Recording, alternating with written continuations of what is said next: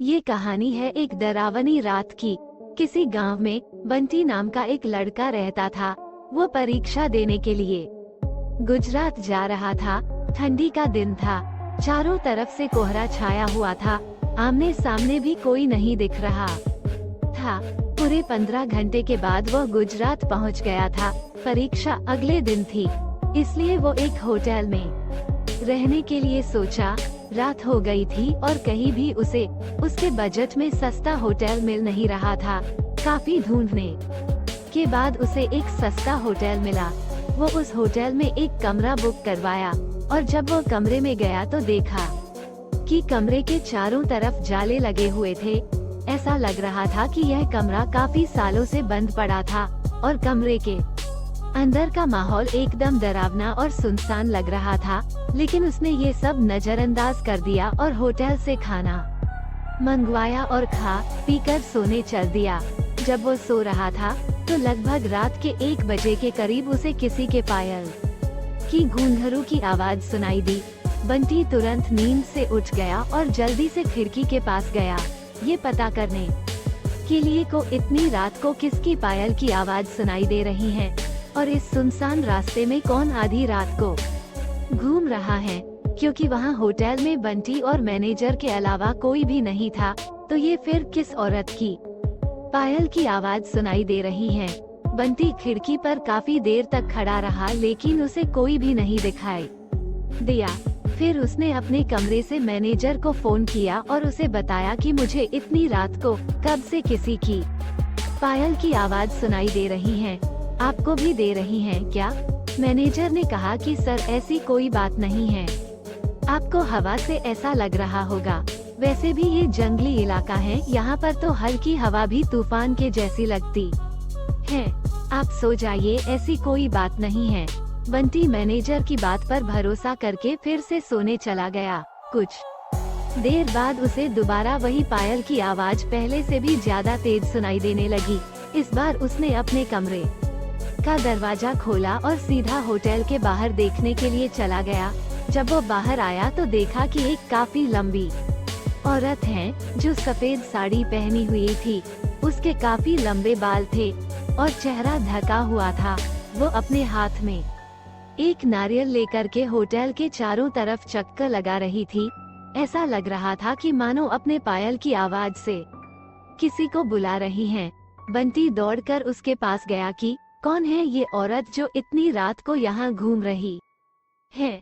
लेकिन वो तुरंत ही गायब हो गई और चारों तरफ कोहरा ही कोहरा फैल गया।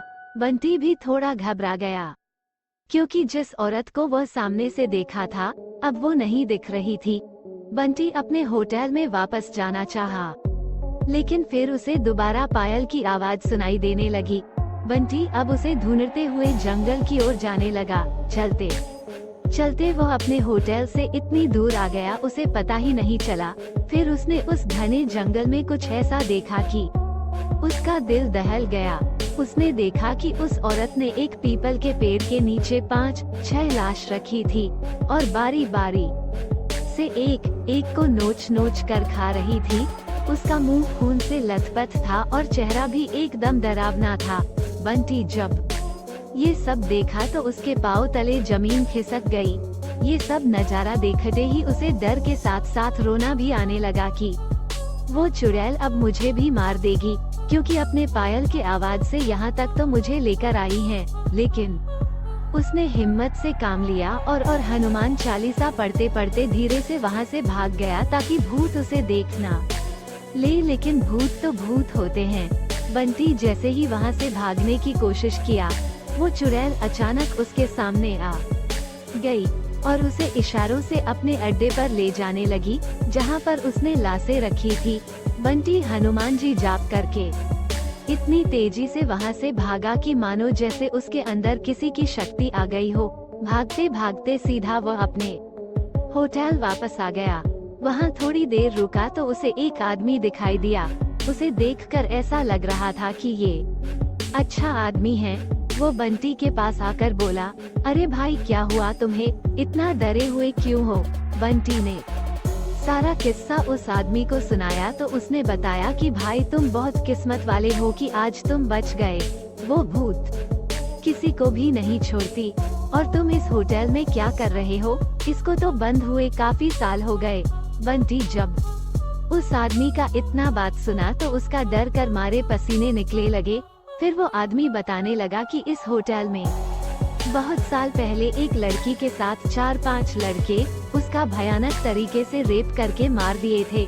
लड़की तो मर गई लेकिन किसी को भी नहीं छोड़ी, और जो भी रात के समय में इस रास्ते से गुजरता है सबको अपने कब्जे में कर लेती हैं और मार देती हैं। और कुछ दिन बाद इस होटल पर पुलिस का छापा पड़ा, तब से ये होटल बंद है। बंटी जब उस आदमी की पूरी बातें सुना तो वो बहुत जोर जोर से रोने लगा, ये सोचकर कि आज मैं मर जाता। फिर वो आदमी बंटी को चुप कराया और बोला, चलो आज रात तुम मेरे घर रह लो, मेरा घर पास में ही है, डरो मत, अब मैं आ गया हूँ ना। बंटी उस आदमी को धन्यवाद किया और उसके साथ उसके घर चला गया और अपने आप से एक वादा किया कि आज के बाद वह भूल कर भी कभी अनजान जगह पर नहीं जाऊंगा।